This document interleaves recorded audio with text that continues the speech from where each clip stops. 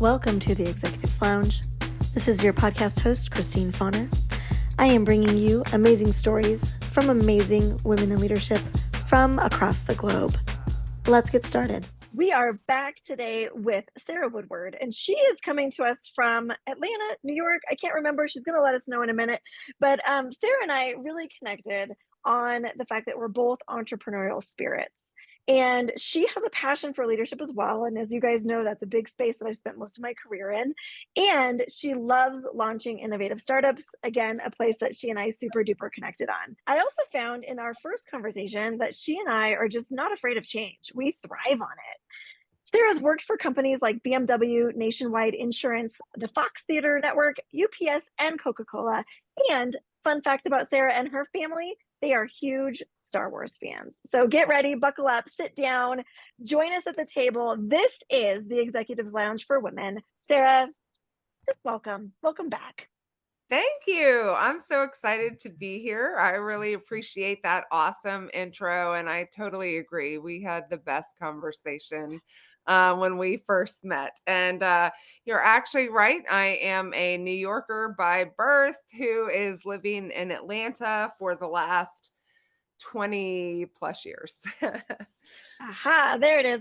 I don't even know where to begin because there are so many avenues we could take. Our love of music, our love of leadership, our love of startups, change, women in leadership, toxic, like where do we even go here? Where do we even go? Well, I'll kick it off. I've just been really thinking a whole lot recently about how, as women, we aren't always given the right seats at tables. And that for women founders, especially, there are a lot more hurdles, it seems like, quite often in order to fundraise or get in front of the right customers or, find the right talent. And so I have always been an innovation. And so I want to think about solving problems. And one of the problems I thought about is certainly founders have a hard time scaling their businesses while they're actually running their businesses. And so, how could I potentially help various founders get that growth operations out of the way and really help kind of scale their visions? And so, as I don't know, as I look for renewed meaning and purpose in a lot of things recently, I thought, you know what? In my next chapter, I really want to figure out how to support founders and especially how to support women. I've been spending 3 years researching women in leadership in relation to toxic leadership. Fun fact is 51% of women make up the workforce, and we only make up 32% of executive leadership roles. Yeah, I'm not surprised. Yeah. Right. So we have all this work to do. I would also like to say, I really do think, I mean, and I could say from some of the experience on this podcast, in interviewing women in leadership, is so many women that come on this show have gone into advocating, supporting, and developing either other women in leadership or their own businesses based off of negative experiences that they've had. Yeah. And then another fun fact is that women are, this is a new one I just got, and I was like, oh, this one hurts, but it's so important. Women are 41% more likely to experience toxic leadership in the workplace. Oh, of course, because Mhm. because people think they can take advantage of us and Yeah. stop In us. for a rude awakening, I think. But I yeah, I think mean, you're so yeah, let's kind of come back to that center, which is, what I was trying to say here is, I think from the experience of listening to the stories of women on this podcast, is so many women have chosen to take the leap of faith, head out with courageous resilience, and start something new because they've had experiences that have told them this isn't how it's supposed to be. yeah. Yeah. Having been on the consulting side or the agency side of, I don't know, technology for a very long time and marketing and strategy, what I would say is there's a lot of beliefs around how businesses like that should be run based on all these old school norms. And in communities where I started in PR, for instance, and so 85% women, I think that female leadership at the global advertising holding company level is even smaller than 30 something percent. But we join these industries, or we practice these disciplines that are predominantly women, and yet we don't see women rise to the top quite as much. I have been very fortunate in some of these organizations to see really strong, courageous examples of women in communications and marketing and product and strategy, and startups, especially. Atlanta has a great community of female founders, which is phenomenal. Um, and a lot of support for that. And I think that especially now that we've come through a pandemic where many of us just had to make decisions to stay in roles because we were in a big time of uncertainty. Now we're saying, hey, you know what? I re examined life and what that meant during a pandemic. I've re examined career and what that means. And now I want to define things and do things in different ways. Absolutely. So tell me, a little bit more about what that means to you now. I mean, you said that you're heading out into a new horizon. You have some new ideas of how you want to impact and influence. What does that Yeah. maybe look like to you? Sure. So I've spent the last year in generative AI, which is obviously a very new space, which a lot of people are trying to figure out. And so getting into that space, really just wanted to understand what are the problems that businesses are going to be trying to solve? How are they going to use these to solve these problems? How do we make customer experiences better, et cetera? Think about two things. One is companies invest in technology all the time. They don't invest in people and how new technology impacts people in their work. Really started working with companies to help them figure that out. Well, the thing is, there's a lot of big conversations still out there in the world around responsible AI, which needs to be happening. But I've always been really pragmatic in that I love some academic conversations, but I also like really want to focus on growth. I think that's the Mm. startup person in me. It's like it is wonderful to have some, you know, wax poetic about academic realities or outcomes of certain business decisions, et cetera. I really want to see impact. And I think that so many of us redefined what mattered during COVID. And there are a lot more people out here saying, I want to do something different. I want to do it new ways.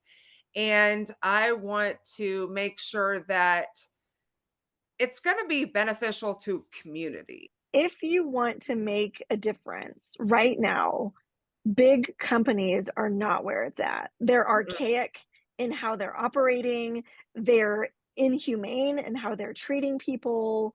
There's no relational loyalty or equitable loyalty that if you Yeah. really want to make a shift and be innovative and try new things, your better bet is to go smaller. People don't act like a startup inside the big walls, and they need to, because you can't scale a new product to a new market while you are encumbered by, say, big technology service level agreements. Like, you have to be part of the whole infrastructure that the rest of the enterprise is. And that, honestly, when you're part of a big organization, you have to keep that core business function moving, especially if you're Mhm. public and you're, answering to shareholders. Smaller teams don't have that same challenge. Now, are they trying to scale? Yes. So they have their own challenges, but they are far more willing to take risks. And so what I've seen in the last year is like bigger companies are still hesitant around, well, how do we scale our growth operations using AI? They're still really kind of nervous about that. Whereas small companies are like, I want this, growth driver. I want this Help juice. me. Give me Help the me. AI. Exactly. So, like, I really do think that there's a lot more permission to fail fast in small companies and small teams who are really, I don't know, disciplined on how you test and learn and how you quickly get insights to kind of move on to the next thing. Mhm. The difference between making decisions based in fear versus making decisions based for the greater good, or in love or in care. And I hear a lot of conversations around AI that are fear based Mhm. and also excitement based. And so, can you speak to both ends for a minute? Yeah, absolutely. So fear, let's just talk about a couple of levels of fear. First of all, there's the big Terminator thing. I'm sorry, people. That's not going to happen. This AI is never going to become sentient. We're talking zeros and ones. The second area of fear is, will AI take my job? And I think that we need to look at these things in a couple of ways. I don't put it past any big company to lay off people based on what their current bottom line is or what they think it is. We've seen that happen for decades. But again, focus on sometimes the smaller companies. There's a lot of excitement, I think, because small companies in America, we have small teams. We may be one or two people companies. It doesn't necessarily mean lots, but they're all of a sudden allowed to focus on bigger things because they can get some of these operations things in shape and in order, and they can do more with significantly less. And so I'm really excited about AI because I've seen it in my own work as the ability to focus on the things I love doing and kind of abstract away a lot of the meaningless administrative tasks. But on the bad side of fear, and I'm not afraid of this, I'm walking in eyes wide open. We have significantly biased training data that these LLMs have been built on top of. And so knowing which ones have not built on top of those, Mhm. haven't scraped the whole internet, are using really diverse data sets in order to create more inclusivity into data. Those are the things that I think we have to be really observant and keep hold people accountable to. I feel like this is an area that, the average person doesn't really think about until you think about it, which is, where does data and information even come from? And I've thought about this in relation to my PhD work. Like, where did leadership research come from that has Mhm. been published over the last 50 years? 95% of it between 1920 and 1970 were men. You have these dominated industries by one lens, Mhm. right? And Mhm. I'm thinking about that in terms of AI. Is like, whatever's on the internet, there's this dominating lens if you're not careful, similar to looking at published research. Absolutely. There absolutely is. And one of a lot of people are big proponents of design thinking, and I sponsor quite a bit of it. But this idea that any designer can sit in anyone else's shoes and have enough empathy to design real solutions to their problems is frankly bullshit, because they don't. That's flawed. It's a flaw in It's design flawed. thinking. Yeah, Hmm. it's totally flawed. And so human-centered design, absolutely 100%. We just cannot imagine that we have had enough experience to understand what the lived experience of every single other person is. Hmm. AI is not good at that either. And so really I think it's up to us who use these products to hold the people who are building them accountable. It's up to us, if we're using these products in like a big team situation, to be enriching data with new data that is inclusive. Because to your point, where data comes from, ultimately it comes from who decided to collect data internally. That's where data is coming from. It's like someone made a decision to collect some kind of data. Well, it was just what they thought was important, you know? Yeah. Well, I was just, I watched the F1 series on Netflix, and I Mhm. love Otto. And Otto was just talking about how, he said, he was the principal for Mercedes, right? He said, "We are a data-driven organization, but data doesn't make decisions. People do." That is, in a nutshell, where things can go sideways. Right. Question for you. If I am a person who has not delved into using ChatGPT, AI generation, where Mm, might you direct someone to start just to go play and see what it's about and see if it's something that would be beneficial to me in some way or form? absolutely. I would argue that it's going to be beneficial to everyone in some kind of way, depending on what you do. But what I would say is there are, especially on LinkedIn, there are a ton of people who are talking about prompt engineering.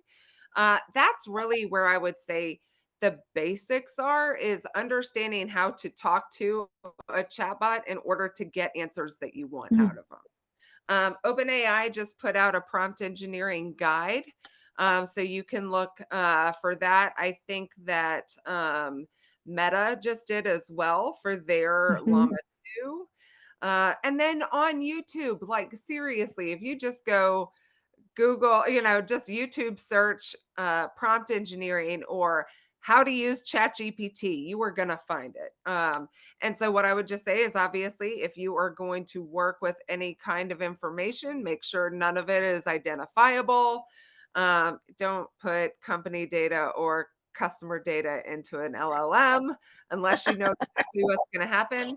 I would also recommend checking out perplexity.ai. mhm, That is actually one that is live internet all the time, and so it cites its sources. So you have links mhm. to sources, and you can immediately verify accuracy.